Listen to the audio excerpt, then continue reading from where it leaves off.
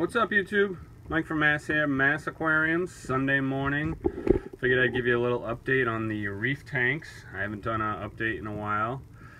As you can see, there is only one clownfish in my 10-gallon, which is upsetting because I found a clownfish chip yesterday morning. Not sure what scared him out of the tank. I've had this pair of clownfish for over 2 years now, so it was kind of, sad to see it go. This female actually, and the male jumped ship. Now there's really not a whole lot, like I doubt he hopped through here, but there is 2 spots that he could have gotten out, but I just, it's just odd that he jumped ship because I've had him for so long, and these guys have been in this tank for a really, really long time. Long. I know I've said that like 5 times.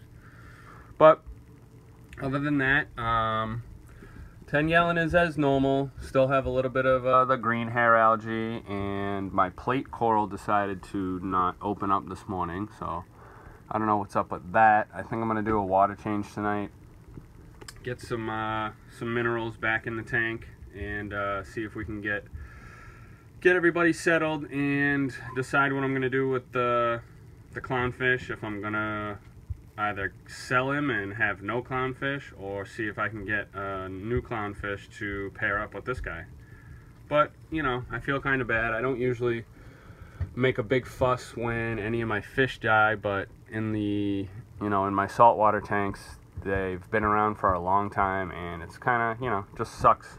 I did get this skunk cleaner shrimp recently, and he's busy cleaning. He's doing a good job.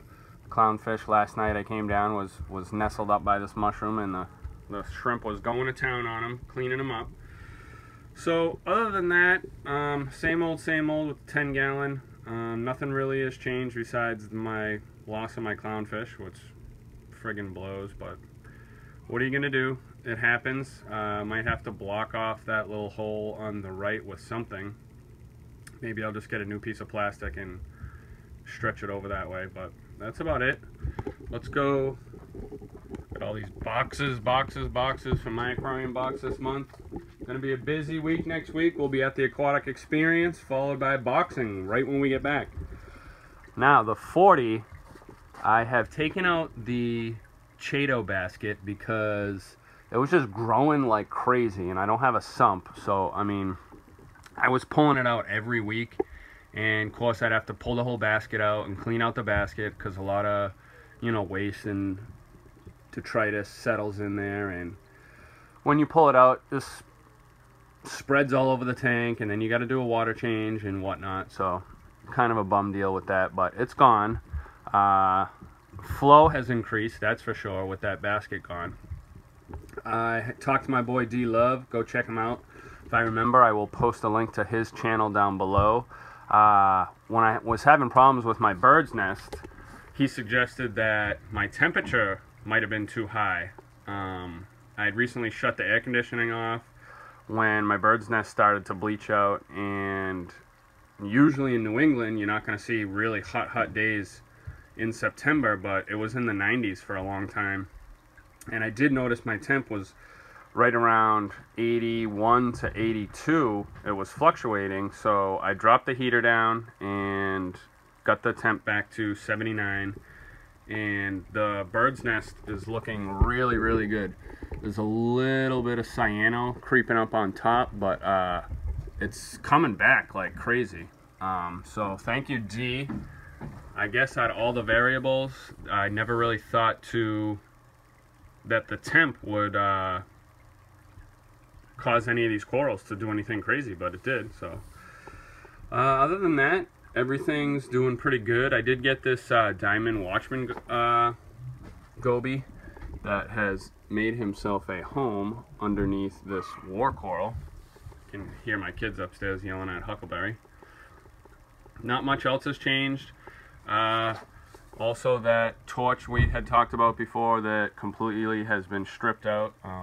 The one above it is doing fine, but that one's gone. All the hammers are doing fine. Our cans are nice and plump and open and producing new heads. Mushrooms doing great. really, that's all I had to say about the bird's nest. Is I can't believe just that 1 degree, 1.5 degree temperature swing could have caused it to start bleaching. But clearly that must have been the case, because I haven't changed my water change routine, or I don't dose anything in the tank, and I thought maybe it was just sucking up way too much of the minerals from water changes, so I might have had to increase my water change. But I wanted to start with the temp, and that seems to have done it. I got a piece of macroalgae ripped off, stuck in here. The bubble tip has moved a good 6 inches and found a new home right there. The other ones, you can see right through that little cave, are just stretched out and plump, and I'm sure they're about ready to split again. Every time that one back there gets real huge like that, the next day there's another one. Kenya trees, you gotta love these corals. They just like break off a branch, right? Just split, and then they just float around the tank and end up wherever they're gonna end up. And they are really pretty. I mean, look, they just attach themselves anywhere and they start to grow there. And I actually, being such an easy coral, but I really love them. They're really beautiful. They're not the most colorful coral in the world, but I just, I really like the way they flow in the tank. I like the way they make the tank look.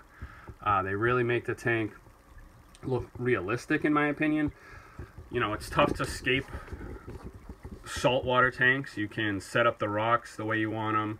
You can place corals where you want them, but that's really up to the coral, whether they like high flow, low flow, medium light, high light, barely any light. So you can try to place corals wherever you want them, but in the end, once they start to grow and the years pass, the tank just kind of gets its own aquascape done.